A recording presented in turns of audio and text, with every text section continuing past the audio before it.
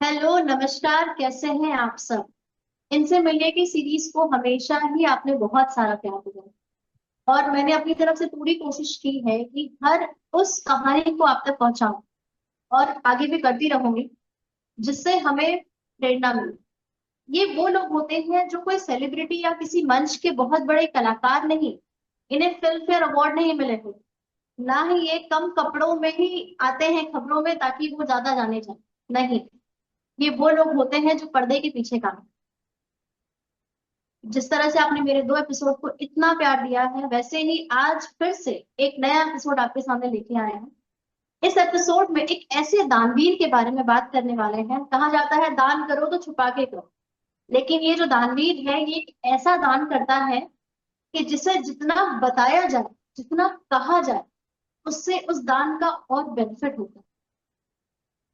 जी हाँ, आप बिल्कुल सही सोच।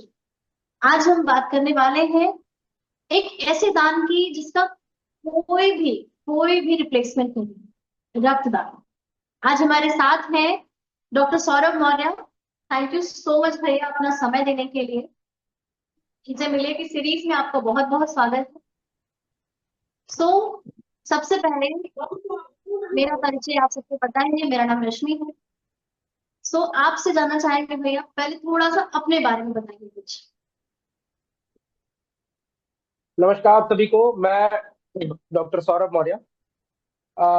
2007 से सन 2007 से लगातार व्यक्तिगत रूप से जो है स्वैच्छिक रक्तदान करते आ रहा हूं। और 2012 में अपने टीम के साथ मिलकर के एक ऑर्गेनाइजेशन फॉर्म किया जिसका नाम है साधना फाउंडेशन। और 2012 से लेकर के अब तक लगातार साधना फाउंडेशन बेहतरीन तरीके से टीम वर्क के साथ काम करते आ रही है। और आज इतने वर्षों में साधना फाउंडेशन करीब भारत के 26 राज्यों में सफलतापूर्वक पैन इंडिया पर वॉलेंटरी ब्लड डोनेशन के फील्ड में जो है काम कर रही है, जिससे लोगों को लगातार निःशुल्क निस्वार्थ भाव से ब्लड की सप्लाई दी जा रही है। जरूरतमंदों को ब्लड दिया जा रहा है ताकि वक्त रहते उनकी जान बच सके। क्या कहा जाता है कि रक्तदान एक ऐसी चीज है, रक्त किसी दुकानों पे नहीं, डॉक्टर के प्रिस्क्राइब किए जाने पर हम किसी मेडिकल शॉप पे जाके रक्त नहीं खरीद सकते, ब्लड नहीं दे सकते कि भाई बी पॉजिटिव दे देना या ओ पॉजिटिव दे देना। ये सिर्फ वो एक जरिया है कि अगर हम स्वेच्छा से डोनेट करते हैं तो वो किसी के काम आता है। एक सिंपल सा जेन्युइन सा सवाल है, जब कोई आपसे मिलता होगा तो वो डेफिनेटली पूछता होगा और हम भी पूछना चाहेंगे, पहली बार ब्लड डोनेट करने में डर लगा था? हाँ, पहली बार तो ब्लड डोनेट करने में डर लगा था। फिर मुझे भी किसी ने समझाया कि एक्चुअली क्या है कि मेरे अंदर एक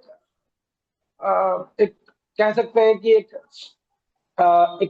इमोशन जो है वो भर इमोशन का कीड़ा जो है ना वो भरा हुआ है। तो दर्द तो अपनी जगह है, डर अपनी जगह है, मगर जब किसी ने ये कहा कि एक चींटी के चुभन जैसी दर्द महसूस होगी और उससे किसी की जान बचेगी, तो फिर उस दर्द को ले ही लिया जाए। तो पहली बार उस दर्द को सहा था। और पहली बार वो नीडल मेरे वेन में गई। और जब जिस बच्चे के लिए ना ना ना ना जिस दादी के लिए, अपने एक फ्रेंड की दादी को मैंने पहली बार अपनी लाइफ का पहला डोनेशन मैंने अपने एक फ्रेंड की दादी के लिए दिया था। और जब वो ठीक होके जब घर लौटी, तब मुझे समझ में आया कि एक छोटी सी सुई की चुभन किसी की जान बचा सकता है। तो वो मेरा एक पहला एक्सपीरियंस था। और मैं एक बात और बताना चाहता हूँ कि जब मैं पहली बार ब्लड दे करके वहां से निकल रहा था, बीएचयू, मैं पहला डोनेशन मेरा बीएचयू में हुआ था। जब मैं वहां से निकल रहा था तो बाहर एक आदमी, जैसे लोग पैसे मांगते हैं ना, भीख मांगते हैं, वैसे एक आदमी ब्लड की भीख मांग रहा था कि कोई मेरे बेटे के लिए ब्लड दे दे, कोई मेरे बेटे के लिए ब्लड दे दे। तो मुझे तो ये बताया गया कि हर स्वस्थ आदमी ब्लड दे सकता है। 18 साल से 60 साल तक का कोई भी स्वस्थ आदमी ब्लड दे सकता है, जिसका वजन 45 किलो से ऊपर हो, हेमोग्लोबिन 12.5 से ऊपर हो, वो ब्लड दे सकता है। तो फिर इस व्यक्ति को अपने बेटे के लिए ब्लड की भीख क्यों मांगनी पड़ रही है? उस समय तत्काल मैंने एक दोस्त के मदद से मैंने उनके बेटे के लिए जो है ब्लड का अरेंजमेंट कराया। और फिर बाद में पता चला कि उनके बेटे को हर महीने ब्लड चाहिए। क्यों? क्योंकि उनके बेटे को थैलेसीमिया नामक बीमारी थी।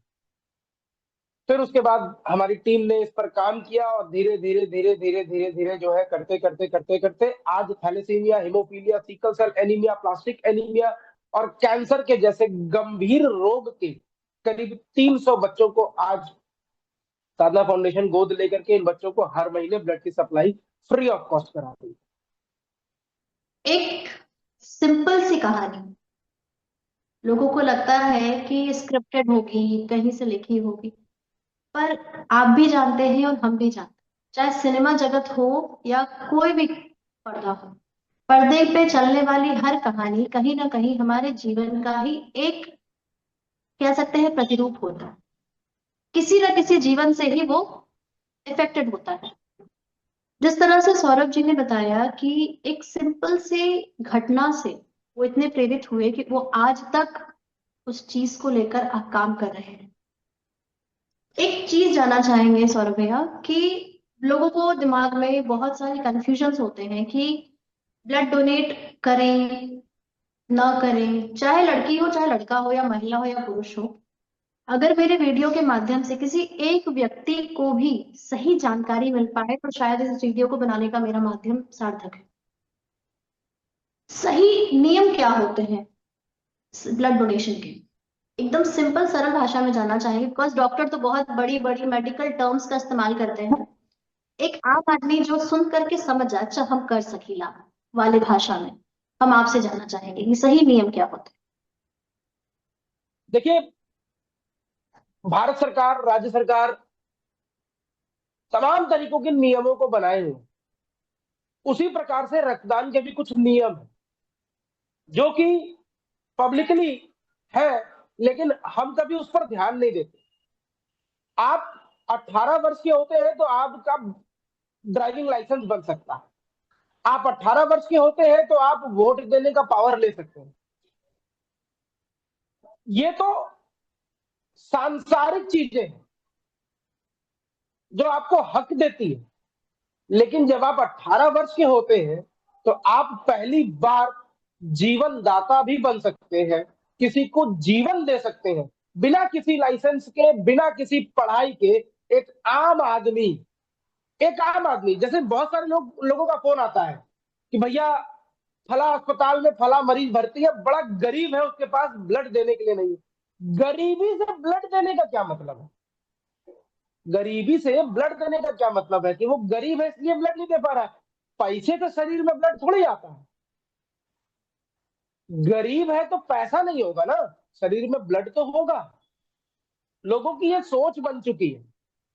एक आम आदमी जो 18 वर्ष की उम्र से 60 साल तक की उम्र का है, अब तो भारत सरकार ने 65 साल भी कर दिया कि 18 साल से 65 साल तक की उम्र का एक आम आदमी, स्वस्थ आदमी, नौजवान, यदि उसका हीमोग्लोबिन 18.5 से ऊपर है और उसका वजन 45 किलो से ऊपर है तो वो ब्लड बिल्कुल दे सकता है, बिल्कुल दे सकता है। लोगों के सिर्फ एक डर है कि सुई की चुभन होगी, दर्द होगा, हम ब्लड दे देंगे तो कमजोरी आ जाएगी, खाने पीने को ध्यान देना पड़ेगा। ऐसा कहीं कुछ भी नहीं है। तो ये गलतफहमी दिमाग से निकाल दीजिए, कहीं भी ऐसा कुछ भी नहीं है। मैं अभी रिसेंटली जो मैं अपना प्लेटलेट दिया था, प्लेटलेट देने के 3 घंटे बाद मैं जिम जा करके वर्कआउट किया हूं। कौन कहता है कि आराम करने की जरूरत है? मैं बहुत बार ऐसे ऐसी वीडियोस डाला हूं कि मैं पांडेपुर स्थित पंडित दीनदयाल में ब्लड दिया हूं और पांडेपुर से ब्लड देने के बाद वहां से पैदल चल के महमूदगंज अपने घर आया हूं। और वीडियो के माध्यम से लोगों को मैंने बताया कि कौन कहता है कमजोरी आ सकती है। अगर कमजोरी आती तो आप मेरे प्रोफाइल को चेक कीजिए, अगर मैं कहीं से भी कमजोर दिखाई देता हूं, सुकड़ा हुआ दिखाई देता हूं, संभव ही नहीं है। बल्कि मैं आज इस बात को बहुत प्राउडली कहता हूं, बहुत प्राउडली कहता हूं कि मैं जब 18 वर्ष की उम्र में जब मैंने रक्तदान पहली बार दिया था, उस समय और आज के समय में मैं अपने शरीर को अगर देख लूं तो मेरा वो समय जो था, मेरा वो शरीर जो था वो ज्यादा खराब था, बल्कि आज मैं अपने आप को ज्यादा फिट और ज्यादा तंदुरुस्त समझ में आता है। और ये चमत्कार सिर्फ रक्तदान से हुआ है। बिल्कुल। आप 1 यूनिट ब्लड देते हैं, तो 1 यूनिट ब्लड देने से आप 40,000 छोटी बड़ी बीमारियों से दूर हो जाते हैं। इसको ध्यान दीजिएगा। जीवन में यदि चाहते हैं कि बड़े बड़े बंचेस में, बैग में, बॉक्स में आपकी दवाइयां भविष्य में भर के रखी रहे, ताकि आपको सुबह शाम दोपहर रात दवाइयां खानी हो, आप रक्तदान मत कीजिए। लेकिन यदि आप जिंदगी में अस्पताल से दूर होना चाहते हैं, कभी एडमिट नहीं होना चाहते हैं, बड़ी से बड़ी गंभीर या छोटी से छोटी बीमारियों से दूर होना चाहते हैं, तो मैं ये नहीं कहता कि हर 3 महीने पे नियमित रक्तदान कीजिए, लेकिन साल में 2 बार यानी 6 महीनों में 1 बार जरूर रक्तदान। सच में ये बहुत बड़ी बात है। लोग दान करना चाहते हैं, लेकिन दान के नाम पर सबसे पहला ऑप्शन क्या आता है? पैसे। कि आज हम भंडारा करवाएंगे, आज हम कंबल बांटेंगे, आज हम ये करेंगे, आज हम फलानी जगह मंदिर में जाकर के गरीबों को पैसे बांटेंगे। मेरे हिसाब से, ये मेरा अपना पॉइंट ऑफ व्यू है, कि शायद ये सब आपके पुण्य के खातों में बाद में गिने जाएंगे। पर अगर आपने ब्लड डोनेट किया है और उस ब्लड डोनेट करने से लेश मात्र में किसी के जीवन को फायदा हो सकता है, तो आई थिंक वो आपके पुण्य के खाते में सबसे ज्यादा गिना जाएगा। एक सवाल है मेरा, आप काफी समय से हैं और काफी सारे अवार्ड, काफी सारी प्रसिद्धियां आपने ऑलरेडी बटोर चुकी हैं। काफी बड़े लोगों के साथ उठना बैठना, हर समाज से आप प्रभावित हैं। एक सिंपल सा सवाल है कि आपके हिसाब से इंडिया में ब्लड डोनेशन को लेकर के सबसे बड़ी प्रॉब्लम क्या है? सरकार है, समाज है, या नॉलेज है, क्या है? देखिए, आपके बच्चे होंगे, उनके कभी कॉपी को या किताब को, जो सीबीएसई पैटर्न की जो बुक्स है, एनसीईआरटी की जो बुक्स है, आप उनको देखिएगा तो हर बुक के आगे पीछे, कॉपी के आगे पीछे एक संदेश दिया रहता है, एक लोगो लगा होता है, सर्व शिक्षा अभियान, बेटी बचाओ बेटी पढ़ाओ। मेरा ये कहना है, मैंने कई बार इस पर जो है माननीय शिक्षा मंत्री धर्मेंद्र प्रधान जी को मैंने काफी बार इस पर लिखा भी है, कि बच्चे जो होते हैं ना, बच्चे, छोटे बच्चे, इन छोटे बच्चों को यदि बचपन से ही कोई चीज फीड की जाती हो बचपन से ही, तो बड़े होने पे उन्हें समझाने की जरूरत नहीं। जब बच्चा आपके कॉपी के पीछे, अपने किताब के पीछे जब ये देखता है कि सर्व शिक्षा अभियान, उसके मन में सवाल आते हैं, हर बच्चे के मन में सवाल आता है कि ये है क्या। तो क्या उस सर्व शिक्षा अभियान, बेटी बचाओ बेटी पढ़ाओ के साथ साथ रक्तदान, महादान का लोगो नहीं आ सकता? फिर वो बच्चा सवाल करेगा। भारत सरकार ने एक योजना निकाली थी, next generation donors. Next generation donors next generation donor में क्या है कि आप 9, 10, 11, 12 या मे बी क्लास 6 to 12, आप स्कूलों में जाइए, स्कूल में जाकर के उन बच्चों के बीच जाकर के, स्कूल के सभी फैकल्टीज के साथ उन बच्चों के अभिभावकों को, गार्जियंस को भी बुलवाइए, और वहां एक सेशन रखिए ब्लड डोनेशन को लेकर के। उनसे सवाल कीजिए कि आप रक्तदान के बारे में क्या जानते हैं, नहीं जानते तो उन्हें बताइए। उनके पेरेंट्स को समझाइए। उनके पेरेंट्स के अंदर ये बदलाव आएगा तो वो ऑटोमेटिक अपने बच्चे के अंदर वो बदलाव डालेंगे। और फिर उन्हें महत्वता समझाते हुए उनसे एक शपथ दिलवाइए कि जिस दिन भी वे 18 वर्ष के होंगे, जिस दिन वे 18 वर्ष के होंगे, ब्लड बैंक में अपना पहला रक्तदान करके अपना 18वां जन्मदिन का केक काटेंगे। तो जब ये फीडिंग शुरू से रहेगी ना, तो बड़े होने पर उनके मन में डर नहीं होगा। मैं इतने सारे कैंप किया हूं, मैंने बहुत सारे जिम में सीआरपीएफ के जवानों के साथ, मैंने बहुत सारे ऐसे लोगों के साथ मैंने कैंप किया है जिनके शरीर एकदम हुष्ट पुष्ट तंदुरुस्त, लेकिन एक सुई से डर गए।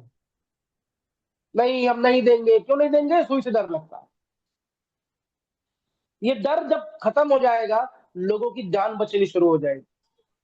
मैं हर बार अपील करता हूं लोगों से कि आज बनारस में ब्लड की भारी कमी है, लोग आगे आए, लेकिन नहीं। अमूमन एक चीज देखी जाती है, बनारस जैसी धार्मिक नगरी में क्लब्स, पब्स, डिस्को थ्रेट्स सब खुल गए, लोगों को पार्टियां करनी बहुत जरूरी है, शराब पीना बहुत जरूरी है, ड्रिंक करना बहुत जरूरी है, ठीक है आप इंजॉय कीजिए, इट्स योर लाइफ। लेकिन क्या 3 महीने के अंदर में, 6 महीने के अंदर में आपके अंदर खुद ये जज्बात क्यों नहीं पैदा होता कि यार ब्लड बैंक के सामने से गुजर रहे हैं, चलो 15 मिनट का समय निकाल लेते हैं, ब्लड बैंक चल जाते हैं, स्वेच्छा से ब्लड दे देते हैं।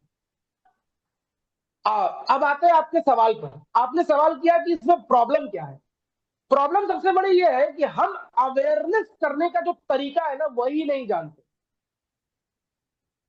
जानते। भारत सरकार के द्वारा या उत्तर प्रदेश सरकार द्वारा या किसी भी प्रदेश सरकार द्वारा अखबारों में विज्ञप्तियां छपती हैं, उनकी योजनाओं से लेकर के, उनके जितने सरकारी टेंडर प्रोजेक्ट्स चल रहे हैं उनको लेकर के, या सरकार द्वारा जो भी नई योजना आती है उनको लेकर के। क्या एक कोना अखबार में ब्लड बैंक को लेकर के नहीं दिया जा सकता? क्या एक कोना, एक ऐसा एडवर्टाइजमेंट दे दिया जाए जिससे लोग प्रेरित हो, प्रभावित हो? अमूमन शिकायत मिलती है कि ब्लड बेचा गया है, कोई डोनर नहीं मिला तो 8,000 रुपए में ब्लड बेच दिया गया, 10,000 रुपए में ब्लड बेच दिया गया। ये क्यों होता है? सरकार इस पर क्यों नहीं ध्यान देती है कि सरकार अखबारों के माध्यम से निकाले कि भाई प्राइवेट ब्लड बैंक में ये फीस है, सरकारी ब्लड बैंक में ये फीस है, या सरकारी ब्लड बैंक में सरकारी मरीजों के लिए, जो सरकारी अस्पताल में जो मरीज भर्ती है उनके मरीजों के लिए सरकारी अस्पताल के ब्लड बैंक में ब्लड निःशुल्क है, कोई रुपए देने की जरूरत नहीं है।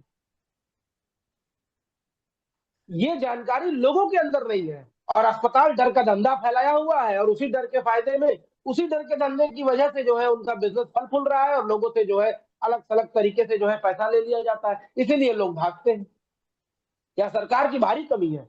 मैं भारत सरकार से कई बार इस बात को लेकर के निवेदन किया हूं, और अभी आपके इस लोगों को बताना चाहता हूं कि साधना फाउंडेशन 3 महीने के अंदर अंदर सर्वोच्च न्यायालय में, यानी सुप्रीम कोर्ट में, नेशनल ब्लड पॉलिसी को लागू कराने के लिए ही पीआईएल दाखिल करना चाहती है।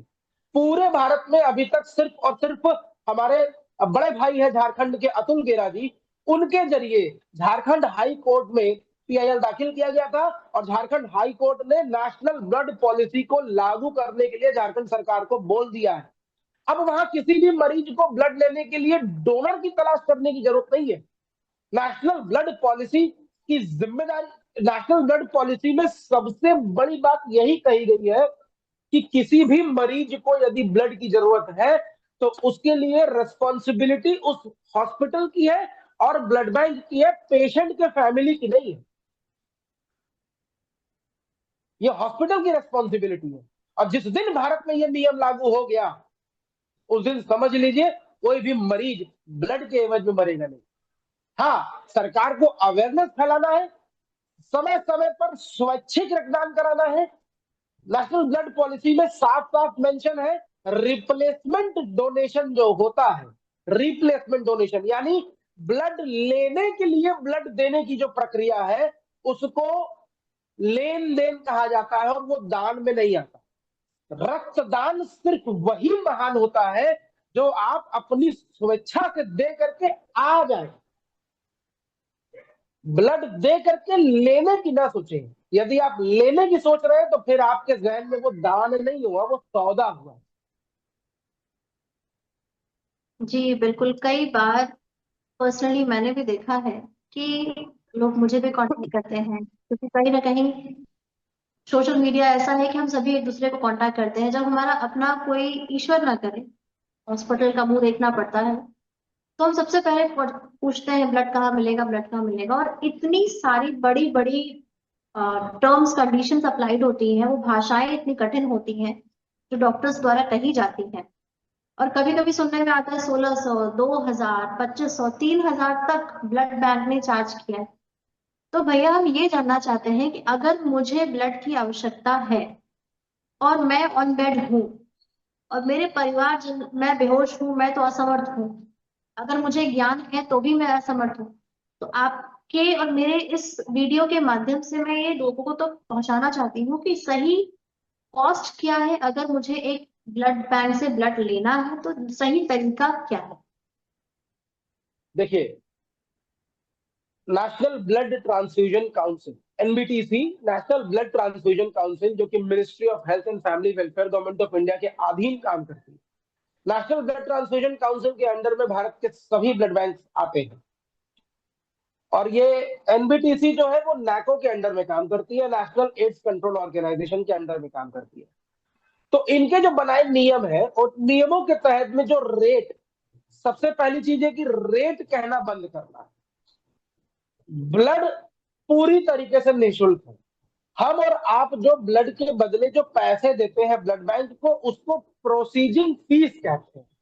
वो एक प्रोसीडिंग फीस होती है कि आपका ब्लड लिया गया, आपका ब्लड लेने के बाद उसके रख रखाव की जो तैयारियां होती है, जो कंपोनेंट सेपरेशन मशीन है, जो बिजली लग रही है, एसी लग रही है, जो मशीनें लगी हुई है, उनका एक खर्चा निकाला जाता है। और उस खर्चे के तहत में आपके ब्लड में सारे टेस्ट होते हैं, एचआईवी टेस्ट होती है और भी बहुत सारी टेस्ट होती है। तो उन सारे टेस्टों का जो एक समूल खर्चा जो निकाला जाता है उसको कहते हैं प्रोसीजिंग फीस, और वही प्रोसीजिंग फीस आपसे लिया जाता है। ब्लड पूरी तरीके से निःशुल्क है। अब वो प्रोसीडिंग फीस क्या है? जब आप प्राइवेट हॉस्पिटल में जाते हैं या प्राइवेट ब्लड बैंक से ब्लड लेते हैं तो उसकी जो फीस है वो है 1550 रुपए। 1550 रुपए। अगर आपके ब्लड की टेस्ट उस ब्लड बैंक में यदि नैट के द्वारा की जा रही है, नैट टेस्ट किया जा रहा है, तो उसकी कॉस्टिंग पड़ जाएगी 1850 रुपए। वही आप सरकारी ब्लड बैंक में जाएंगे अगर ब्लड लेने के लिए, और आपका मरीज प्राइवेट में भर्ती है और सरकारी ब्लड बैंक से ब्लड ले रहा है, तो उसे सिर्फ 1050 रुपए देने, सिर्फ 1050। यदि आप प्लेटलेट लेने जा रहे हैं तो 400 रुपए, प्लाज्मा लेने जा रहे हैं तो 400 रुपए, इसके अलावा 1 रुपए भी नहीं। प्लेटलेट दो तरीके के होते हैं, एक होता है रैंडम, एक होता है सिंगल डोनर प्लेटलेट, जिसको मेडिकल भाषा में एफरेसिस कहते हैं। तो जब आप रैंडम प्लेटलेट लेने जाते हैं तो उसकी जो फीस होती है वो होती है 400 रुपए। और एसडीपी जो कि एक लंबी प्रक्रिया है, एफरेसिस मशीन के थ्रू लंबी प्रक्रिया होती है, उसमें पूरा किट लगता है, तो उसकी जो सरकार ने रेट तय किया है, उसकी जो फीस तय की गई है वो है मैक्सिमम, नॉट मिनिमम, मैक्सिमम 11,000 रुपए। पूरी उसमें मशीन होती है, उसमें किट इस्तेमाल होता है। उस किट के जरिए, उस मशीन के जरिए 200 ml ब्लड आपके शरीर से निकलता है, प्लेटलेट अलग करता है, फिर ब्लड चढ़ाता है, फिर निकलता है, प्लेटलेट अलग करता है। ये करीब 15-16 साइकिल चलती है। आपके शरीर से 2.5 से 3 लीटर ब्लड निकाल करके चढ़ाया जाता है, निकाला जाता है, चढ़ाया जाता है। और इस प्रक्रिया से जो प्लेटलेट तैयार होता है उसको सिंगल डोनर प्लेटलेट बोलते हैं। इसकी जो कॉस्टिंग आती है वो कहीं 5,000, कहीं 6,000, कहीं 8,000, कहीं 9,000 या मैक्सिमम 11,000, ये सरकार द्वारा तय है। तो अगर कहीं 11,000 से ऊपर लिया जा रहा है तो आप इसकी शिकायत नजदीकी थाने पे कर सकते हैं, सीएमओ से कर सकते हैं, या ड्रग इंस्पेक्टर से कर सकते हैं, मेडिकल ऑफिसर से कर सकते हैं। बहुत बहुत धन्यवाद भैया। आई होप अगर अभी भी आप ये वीडियो पे बने हुए हैं तो ये मैसेज कहीं ना कहीं आपके लिए बेनिफिशियल है। और जो भी लोग आपको मार्केट में दिखते हैं जो अपने मनमाना रेट बोलते हैं, तो कहाँ कहाँ आप कंप्लेन कर सकते हैं वो भी सौरभ जी ने बता दिया है। इनिशिएटिव लीजिए, बिकॉज आज का जो समय है सिर्फ रील्स या इंस्टाग्राम पे वीडियो स्क्रॉल करने का नहीं है, क्योंकि आज हम जो बदलाव कर पाएंगे वो हमारी आने वाली पीढ़ी के लिए ही अच्छा होगा। एक और चीज जानना चाहेंगे भैया, आप फुल फ्लेज पूरी तरह से इस काम में है, इसको सोशल वर्क कहा जाए, इसको दान कहा जाए, इसको जो कहा जाए, जो भी आपके दिल से आवाज आती हो, आपकी सोच क्या है? भविष्य में आप इस काम को लेकर क्या प्लानिंग कर रहे हैं और गवर्नमेंट से किस तरह से आप उम्मीद इसमें करते हैं कि वो आपकी हेल्प करे? देखिए, अभी तो जैसे मैंने अपना एक प्लान बताया कि हम सर्वोच्च न्यायालय के जरिए जो पीआईएल दाखिल करना चाहते हैं, उसमें मुझे मालूम है आज नहीं कल मुझे जीत मिलेगी और पूरे भारत में जो है राष्ट्रीय रक्त नीति का पालन होगा।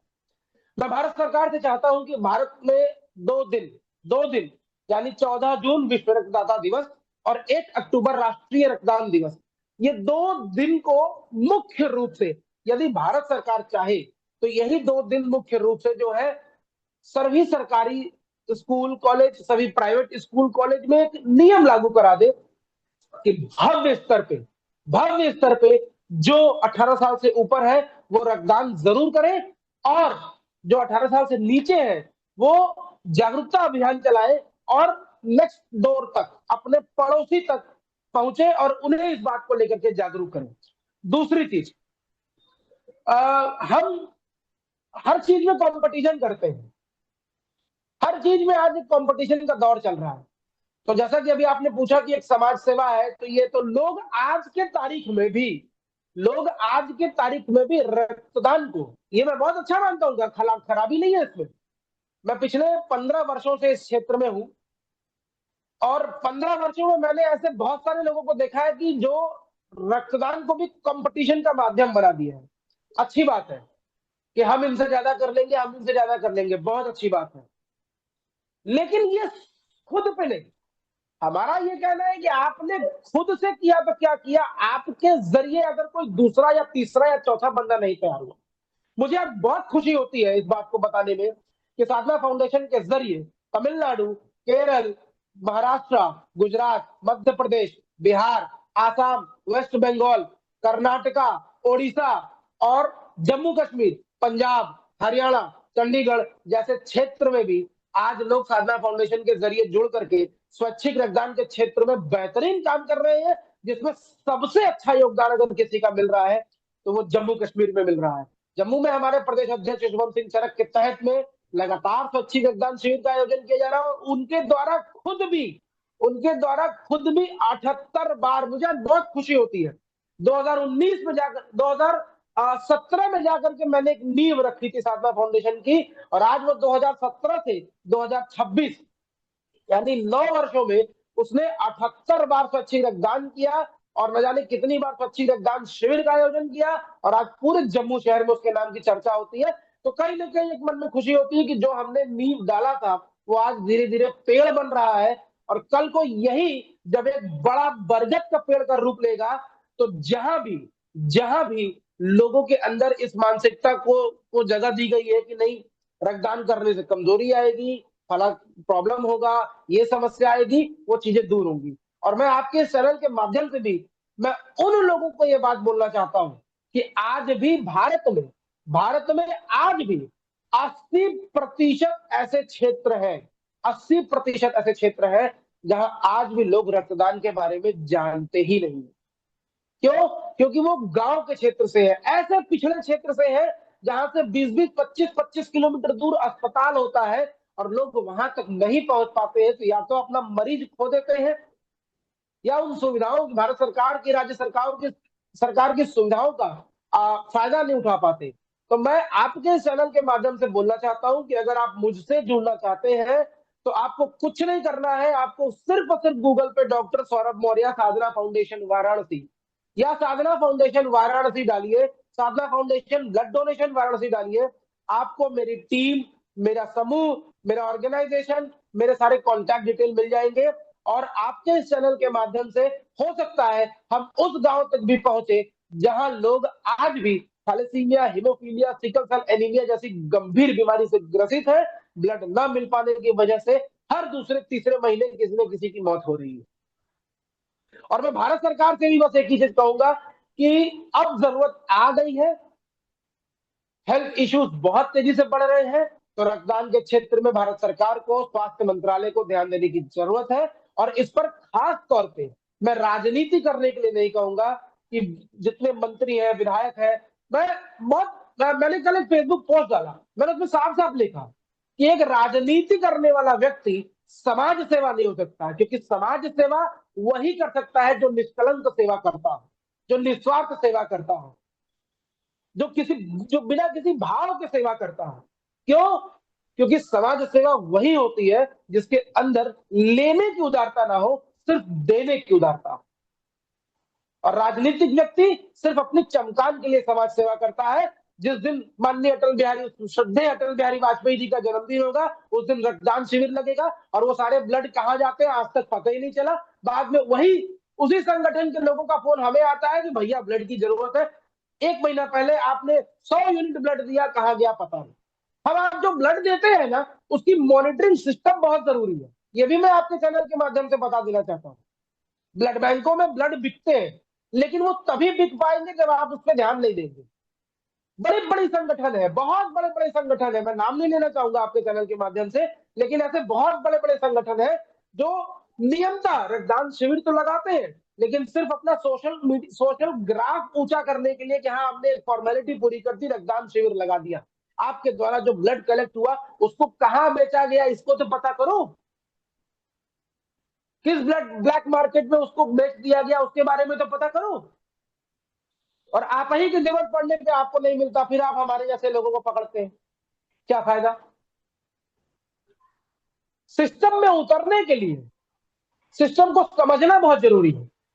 हम 1 आदमी, 2 आदमी, 20 आदमी, 50 आदमी, 100 आदमी, 1000 आदमी की मदद कर सकते हैं, लेकिन हो सकता है वो 1001वां जो इंसान है, 1001% जो है, जो 1001वां बंदा है, वो अगर मेरे पास नहीं पहुंच पा रहा है तो हम उसकी मदद कैसे करेंगे। इसीलिए सिस्टम का सही होना जरूरी है। सिस्टम सही हो जाएगा ना, तो 1001वां नहीं, 1000 दूसरा बंदे की भी मदद होगी, तीसरे बंदे की भी मदद होगी। और जब हम क्या सिस्टम को सही करने की बात करते हैं तो लोग मुझे गलत साबित करना शुरू कर देते हैं। ये तो जगत की रीत है। अगर एक कमल को तोड़ना है तो कीचड़ में उतरना पड़ेगा, और कीचड़ में बिल्कुल। उतरेंगे तो ढेर सारे छींटे लगेंगे ही लगेंगे। हमारा उद्देश्य है श्री नारायण के चरणों में कमल को चढ़ाना, पर हमारे कपड़े भी गंदे होंगे और हमारा चरित्र भी कभी ना कभी उससे प्रभावित होगा। बिल्कुल। पर फिर से हम कहेंगे कि इस वीडियो के माध्यम से अगर किसी एक व्यक्ति तक भी सही इंफॉर्मेशन पहुंचती है तो इस वीडियो को बनाने का और अपलोड करने का मेरा उद्देश्य सार्थक है।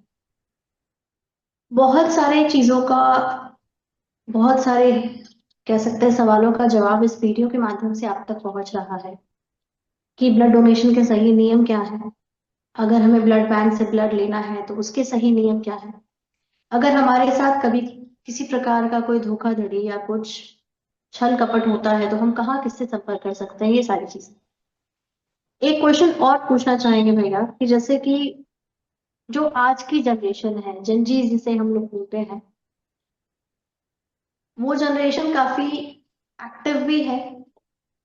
उनको आप किस तरह से इस चीज के बारे में समझाना चाहेंगे कि वो इनिशिएटिव लें इस चीज के लिए, क्योंकि कहीं ना कहीं क्या फायदा, हमें क्या फायदा, ये वाला जो क्लॉज आ जाता है, इसका सही जवाब क्या दिया जा सकता है। देखिए, जैसा कि मैंने अभी इससे पहले भी बताया आपको, जब जब कोई बच्चा होता है ना, तो फीडिंग अगर उसी समय से शुरू होती है तो वो काम करता है। ऐसा नहीं है कि जो जेंजीज है वो समझ नहीं सकते, लेकिन आज के डेट में ना, आज के डेट में भारत का एक दूसरा ही माहौल बनता जा रहा है। उसमें जेंजीज सोशल कॉज की तरफ कम और अपनी तरफ, अपने फ्यूचर की तरफ ज्यादा ध्यान दे रहे हैं। और फ्यूचर भी कौन सा, वो डार्क साइड वाला है, वो लिव लाइफ किंग साइज वाला नहीं, डार्क साइड वाला। बड़े बड़े कॉलेजेस में आप देखिए तो वहां पढ़ाई कम, दुनिया भर की, मतलब एक आप एक, मैं क्योंकि बनारस से हूं तो अपने उसी भाषा का ही प्रयोग करूंगा कि नौटंकियां बहुत ज्यादा होने लगी। ये तब समझते हैं जब इनके घर में बीतती है। जेनजीज इतने आसानी से नहीं समझते। जब उनके मम्मी या उनके पापा हॉस्पिटल में एडमिट होंगे या होते हैं, तब उन्हें समझ आता है। लेकिन मैं अपने एक्सपीरियंस के साथ बता रहा हूं कि जब जब उनको जरूरत पड़ती है, उनको तभी उसकी वैल्यू समझ में आती है, और कुछ समय बीतने के बाद वो भूल जाते हैं। मेरे साथ बहुत सारे जनजीज टकराते हैं, मैं ट्रैवल करता हूं, मुझे हर जगह पे बहुत सारे ऐसे लोग मिलते हैं जो बताते हैं कि हाँ, दादी भर्ती थी तो हम लोग बहुत परेशान हुए थे। और फिर मैंने उनको ये कहा, तो हम क्या उसके बाद फिर आपने ब्लड दिया कभी? अरे नहीं भैया, कहाँ टाइम मिलता है, कौन इन सब चीजों में पड़ेगा।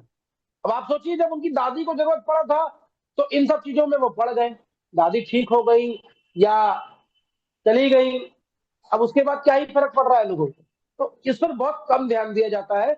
इसीलिए इसीलिए मैं बार बार एक ही बात कहता हूं कि अपने लाइफ में ना, आप महीने में 20 दिन 25 दिन जो आप कर रहे हो करो, 28 दिन जो आप कर रहे हो करो, एक दिन, सिर्फ एक दिन अपने लाइफ का, महीने में एक दिन ऐसा निकालो, आप हॉस्पिटल जाओ ना, सिर्फ ऐसे ही घूमने जाओ, आप उन मरीजों से जाके मिलो, उनके तकलीफ को समझो, तब आपको समझ आएगा।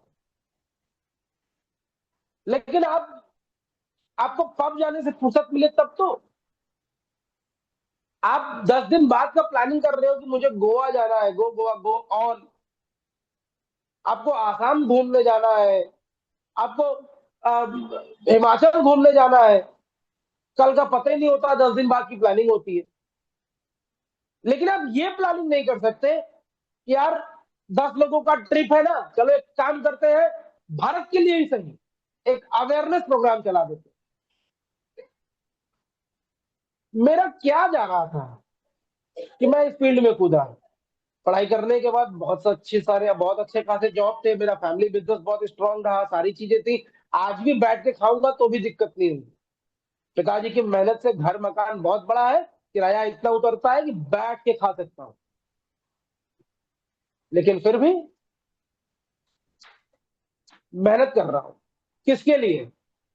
ठीक, व्यापार चला रहा हूं अपने परिवार के लिए, लेकिन जो सामाजिक समरसता जो पिछले 15 वर्षों से उठाया हूं, मेडिकल माफियाओं से जो मैंने दुश्मनी मोल ली है, वो किसके लिए लिया? अपने लिए लिया?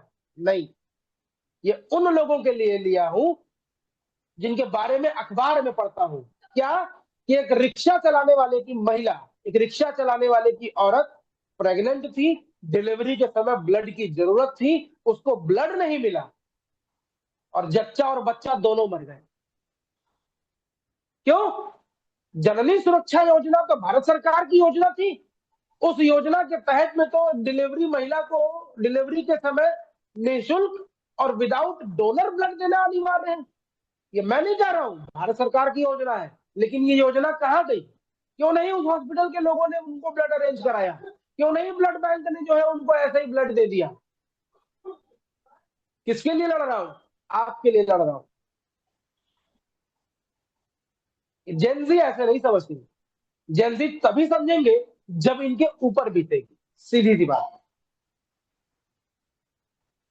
उम्मीद है इस वीडियो को अगर सुन रहे हैं आप, बार बार यही लाइन इस्तेमाल कर रही हूँ, क्योंकि आज का वीडियो कोई सिर्फ किताबी कहानी नहीं, कहीं ना कहीं हम सब अपने जीवन में इन सब चीजों से प्रभावित होते हैं। दोस्त, मित्र, भाई, बंधु, कभी ना कभी किसी न किसी को इस फेज से गुजरना होता है कि उसे जरूरत पड़ती है। और कहा गया है ना कि जब आप किसी को कुछ दे के रखोगे तभी मांग पाओगे। हम हमेशा कहते हैं कि हमें किसी से कोई पैसा नहीं चाहिए, खासकर कर्ज तो बिल्कुल नहीं, क्योंकि अगर मैं कर्ज लेके मर गई, खुदा ना खास्ता, तो मुझे उसे लौटाने वापस आना पड़ेगा। पर मैं आपसे ये रिक्वेस्ट करूंगी कि रक्तदान कीजिए, क्योंकि जब आप ये दान करोगे तभी उस बही खाते में आपके नाम का एक दान लिखा होगा, और डेफिनेटली वो घूम कर वापस मिलेगा, कहीं ना कहीं से वापस लौट के वो पुण्य मिलेगा। जैसा कि भैया ने बताया है कि अगर आप इन्हें कांटेक्ट करना चाहते हैं तो गूगल के माध्यम से भी कर सकते हैं, और डिस्क्रिप्शन बॉक्स में इनके चैनल का, इनके इंस्टाग्राम का और इनका जो बिजनेस नंबर है वो जरूर मेंशन कर दिया जाएगा, क्योंकि आज का ये वीडियो जनहित में जारी है। ये कोई पर्सनल वीडियो नहीं बनाया गया है, ये कोई ब्लॉगिंग नहीं है। तो आप डायरेक्ट कांटेक्ट कर सकते हैं। और अगर आपको लगता है आपके साथ किसी ने फ्रॉड किया है इस कंसर्न में, ब्लड डोनेशन के कंसर्न में, तो आप जरूर इनसे सही राय मशवरा भी ले सकते हैं। एक और क्वेश्चन भैया, ब्लड डोनेशन इतनी बार किया, 250 से ज्यादा हो गया, कोई एक ऐसा ब्लड डोनेशन कभी जीवन में किया जो आज भी वो व्यक्ति आपसे जुड़ा हो, चाहे वो बच्चा हो, बूढ़ा हो, कोई भी हो, और जो दिल के बहुत करीब हो? सबसे पहले तो 250 अभी पार नहीं हुआ है, 226 हुआ है, और 226 यूनिट में ऐसे दो एग्जाम्पल है जो आज भी, मतलब कभी कभी लाइफ में डीमोटिवेट होता हूँ तो एक बार उस वीडियो को मैं जरूर सुनता हूँ। एक्चुअली वो ऑडियो है और उसका मैंने वीडियो बना करके जो है विजुअल मैंने सोशल मीडिया पे डाला। तीन तीन ऐसे किस्से हैं। तो एक तो सोनभद्र का एक बच्चा जो वाराणसी के किसी हॉस्पिटल में एडमिट था। ये किस्सा है 2015 का। और मेरे से डायरेक्ट बात नहीं हुई थी, मेरे टीम के किसी सदस्य के द्वारा बात हुई, उसकी मदद भी हो गई। उसकी मदद हो जाने के बाद जब वो बच्चा सही होकर के घर पहुंचा तो कुछ दिन के बाद मुझे फोन आता है और फोन पर एक बुजुर्ग की आवाज होती है। बुजुर्ग की आवाज होती है। तो उन्होंने फोन पे ऐसी बात कही कि मतलब उस समय मेरे भी आंख से आंसू आ गए कि उनका बेटा गुजर गया, उनकी बहू भी गुजर गई, वो उनका पोता था, उनके घर का, उनके खानदान का वो आखिरी चिराग था, वो भी हॉस्पिटल में था। मेरे टीम के द्वारा उनको 3 यूनिट ब्लड दिया गया था और आखिरी जो ब्लड गया था वो मेरा खुद का गया था। उसको एसडीपी चढ़ी थी मेरी, प्लेटलेट चढ़ा था और उसके बाद वो सही हुआ। सही होने के बाद वो घर गया। तो जब फोन आया और फोन आने के बाद जिस तरीके से बातचीत हुई, मैं अभी भी मेरे गूज़बम्प्स हो रहे हैं। ये बात जब भी मैं याद करता हूँ जहन में आता है तो कहीं ना कहीं आज भी वो इमोशंस जाग जाते हैं कि मैं भगवान से एक ही बात बोलता हूँ और बहुत गर्व के साथ बोलता हूँ और बहुत हक के साथ बोलता हूँ, किया हूँ इसीलिए बोलता हूँ कि बहुत प्राउड भी महसूस होता है। लोग कहते हैं ना कि अपने जीवन में तुमने किया क्या। मैं साफ बोलता हूँ, मैंने अपने लाइफ में पैसे नहीं कमाए हैं, लेकिन मैंने अपने लाइफ में ना इंसान कमाया है। दूसरा जो केस था वो अंबेडकर नगर का। अंबेडकर नगर से एक बिटिया आती है, वो यहाँ बनारस के एक हॉस्पिटल में एडमिट होती है। उसको मेरे द्वारा ब्लड दिया जाता है, मैंने ही अपना ब्लड उसको दिया था। उसके बाद ये किस्सा है 2019 का। उसके बाद वो बिटिया सही होकर के घर जाती है। जब बिटिया घर पहुंच जाती है तो फिर उसकी माता जी का फोन आता है और उनकी माताजी फोन पर इतनी दुआएं दी उन्होंने, इतना आशीर्वाद दिया, इतना आशीर्वाद दिया कि मतलब आप मेरे लिए भगवान से कम नहीं है, आप ही मेरे लिए सच्चिदानंद है, आप ही मेरे लिए विष्णु भगवान है। मैं बहुत उनको समझाया है कि मैं सिर्फ एक इंसान हूं, अपना कर्म किया हूं, अपना धर्म निभाया हूं, बस। नहीं, आप नहीं समझेंगे, आप मेरी जगह होते तो आपको समझ में आता। मैंने उम्मीद खो दी थी कि मेरी बेटी अब कभी मेरे घर वापस आएगी, सिर्फ आपकी वजह से ये हो। तो कहीं ना कहीं वो महसूस हुआ कि यार लाइफ में कुछ किया हूं चाहे नहीं किया हूं, मैंने ये पुण्य जरूर कमाया है। और दूसरा, सॉरी, तीसरा तीसरा थोड़ा सा पॉलिटिकल लोग इसको कहेंगे, लेकिन ऐसा कहीं कुछ भी नहीं है, कोई पॉलिटिकल नहीं, कुछ भी नहीं। मैंने माननीय नरेंद्र मोदी जी को, मेरे पिताजी, अब ये उनका अपना व्यक्तिगत सोच है। मेरे पिताजी ने इस कलयुग में अगर विश्वकर्मा का अवतार किसी को माना है तो वो मोदी जी को माना है। तो कहीं ना कहीं मैं भी इस चीज को देखता जरूर हूँ कि राजनीतिक प्रतिपक्ष में वो क्या कर रहे हैं क्या नहीं कर रहे हो तो नहीं मालूम, लेकिन विकास के नाम पर जो उन्होंने काम किए और सनातन के नाम पर, धर्म के नाम पर जो उन्होंने काम किया, और जिस तरीके से हमारे देश का एक प्रधान सेवक त्रिपुंड लगाता है, रुद्राक्ष की माला पहनता है, तो अपने को भी अच्छा लगता है कि सनातनी प्रधानमंत्री है। तो मुझे उनके 72वें जन्म दिवस पर अपना 200वां रक्तदान करने का मौका मिला था। और उस समय जब मैं मीडिया को ब्रीफ कर रहा था तो कहीं ना कहीं मैं बहुत इमोशनल हुआ था कि एक देश के प्रधानमंत्री, खासतौर पे हमारे भारत के प्रधानमंत्री जी के 72वें जन्म दिवस पर मैंने अपना 200वां रक्तदान यानी दूसरा शतक मैंने उस समय अपना पूरा किया था। तो वो मेरे लिए बहुत खास था। उसके बावजूद भी, इसके अलावा भी ऐसे बहुत सारे किस्से हैं, मैं इतने कम समय में बता तो नहीं पाऊंगा। 15 वर्ष का सफर छोटा नहीं होता और 15 वर्ष के सफर में कम से कम 150 ऐसे एग्जाम्पल होंगे या ज्यादा ही ऐसे एग्जाम्पल होंगे। तो कहीं ना कहीं बहुत सारी जगहों पर बहुत सारी जगहों पर गालियां भी सुनने को मिली। भाई, हम भी इंसान है ना, मशीन तो है नहीं। फोन आता है, ब्लड दोगे या नहीं दोगे, ब्लड मिलेगा कि नहीं मिलेगा, ऐसे धमकी भरे अंदाज में भी। तो ये सेवा है, हमने जिम्मेदारी नहीं ली है, हमने किसी की भी जिम्मेदारी नहीं ली है, ये समझने वाली बात है।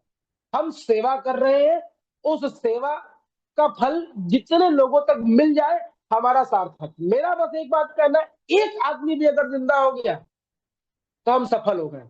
और आज एक नहीं, ऐसे हजारों इंसान है जो साधना फाउंडेशन की मदद से, हम लोगों की मदद से आज सफलता पूर्वक आज जिंदा है, स्वस्थ है, अपने कार्यों को कर रहे हैं, अपनी जिम्मेदारी निभा रहे हैं, अपना परिवार कर रहे हैं।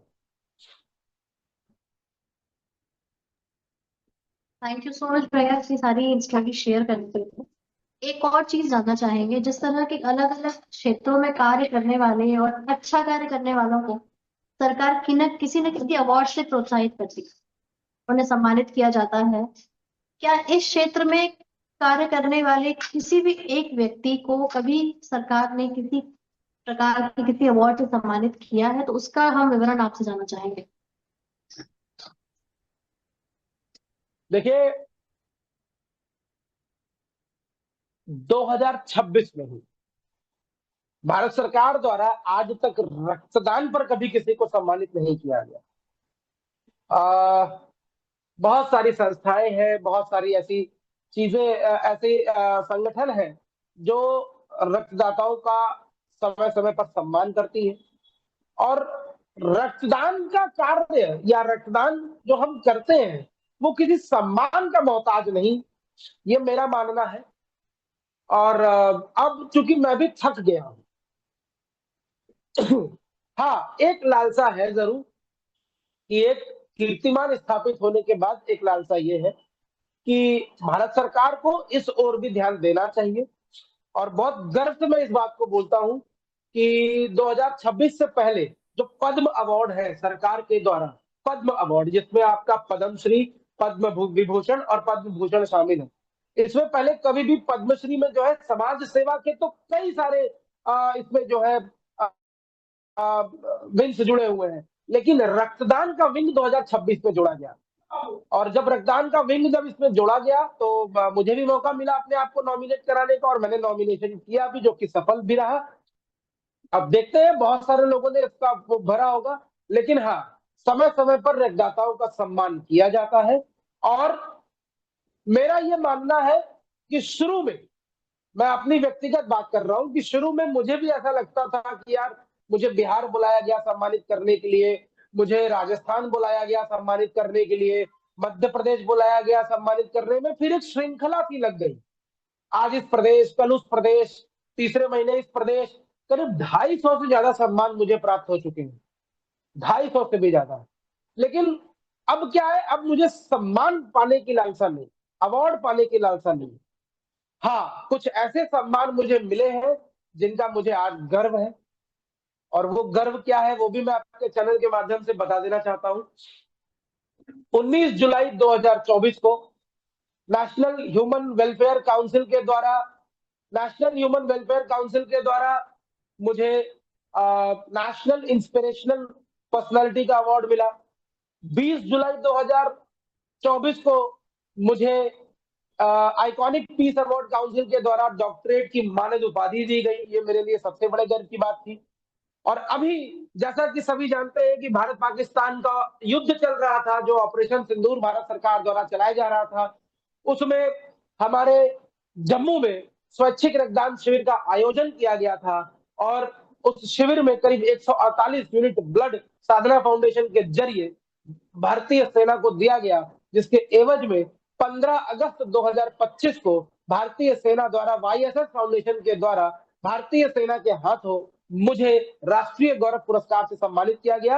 ये मेरे लिए बहुत गर्व की बात है। और इसीलिए कहीं ना कहीं एक हिम्मत, एक मोटिवेशन हमेशा रहती है कि मैंने सांसारिक जीवन में तो अपने लिए कुछ किया नहीं, और ना ही अपने समाज के लिए किया।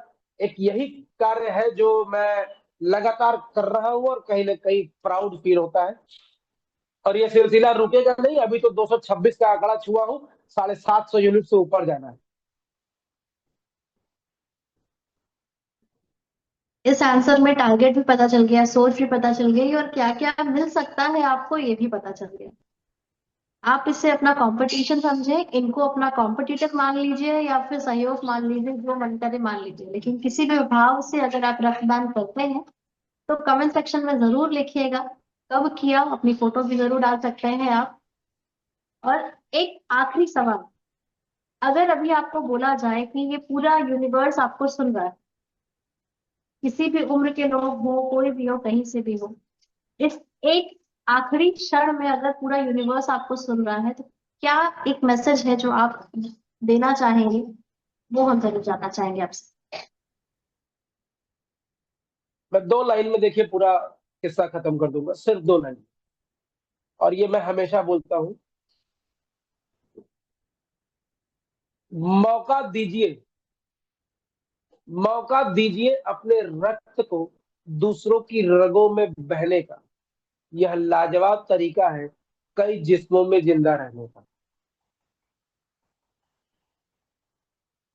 अब इससे अच्छा मौका क्या मिलेगा कि आप अपने जीवन में, यदि मैं अपनी बात करूं तो 226 यूनिट, 226 यूनिट, 226 यूनिट अगर मैंने रक्तदान किया है, तो जिसमें मेरा ब्लड भी है, मेरा प्लेटलेट भी है, तो सोचिए कि आज मेरा लहू कितने शरीरों में दौड़ रहा होगा। और जाने अनजाने, प्रत्यक्ष अप्रत्यक्ष, वो जीवित है, चल रहे हैं, काम कर रहे हैं। दुनिया देखे ना देखे, सच्चिदानंद देख रहे हैं। थैंक यू सो मच भैया, सच इंस्पिरेशन। इस वीडियो को बनाने का और भैया से समय लेने का मेरा एक ही उद्देश्य है कि अगर आप ये वीडियो देख रहे हैं तो उन्हें जरूर शेयर करिएगा जो कहते हैं कल कर लेंगे। अरे कर लेंगे भाई, एक बार तो जरूर करेंगे, एक बार नहीं, बार बार कीजिए। क्योंकि रक्तदान एक ऐसी चीज है कि जब हमें जरूरत पड़ेगी तो हमारा किया हुआ ही लौट कर आएगा। थैंक यू सो मच भैया अपना समय देने के लिए। और उम्मीद करते हैं इस चैनल के माध्यम से, इस वीडियो के माध्यम से आपके जैसे कुछ और लोग भी इंस्पिरेशन लें आपसे और आपको कांटेक्ट करें। जैसे कि मैंने बोला, डिस्क्रिप्शन बॉक्स में आपको सारी डिटेल मिल जाएंगी, तो जरूर कांटेक्ट कीजिएगा। गूगल पे आप उनको ढूंढ सकते हैं, मिल जाएंगे आपको ये वहां भी। और बनारस आए तो आप जरूर इनसे प्रत्यक्ष रूप से भी मिल सकते हैं। थैंक यू सो मच भैया आपका समय देने के लिए। उम्मीद करते हैं ये सफर जारी रहेगा और बहुतों का दुआएं तो हमेशा ही आपके साथ है। और वास्तविकता में कमाई तो ये दुआएं ही है, पैसा तो आता जाता बिल्कुल। रहता है। Thank you so much, thank you so much everyone. आप चैनल को सपोर्ट कीजिएगा, सब्सक्राइब जरूर कीजिएगा। ऐसी इंस्पिरेशनल स्टोरीज के लिए बने रहिए। और फिर से कहेंगे, रक्तदान सच में सबसे बड़ा दान है। अगर अपने बर्थडे पर आप जा रहे हैं कंबल बांटने या वृद्धाश्रम में जाकर केक काटने, मत जाइए। क्योंकि हो सकता है वो रील, वो वीडियो आपकी वायरल हो जाए, और बिलीव मी वो श्रीजी के खाते में कहीं काउंट नहीं होगी। वो सिर्फ इंस्टाग्राम और यूट्यूब के शॉर्ट्स और रील से काम खाते में काउंट होगी। पर अगर अपने बर्थडे पर आप ये काम कर जाएंगे तो वो श्रीजी के खाते में जरूर काउंट होगा। और जब भी आप ब्लड डोनेट करें तो हमारे चैनल पर कमेंट सेक्शन में अपनी फोटो जरूर अपलोड करें, ताकि हम भी जाने कि आप तक हमारी वीडियो पहुंची या नहीं पहुंची। Thank you so much, thank you so much भैया अपना कीमती समय देने के लिए। बहुत बहुत धन्यवाद।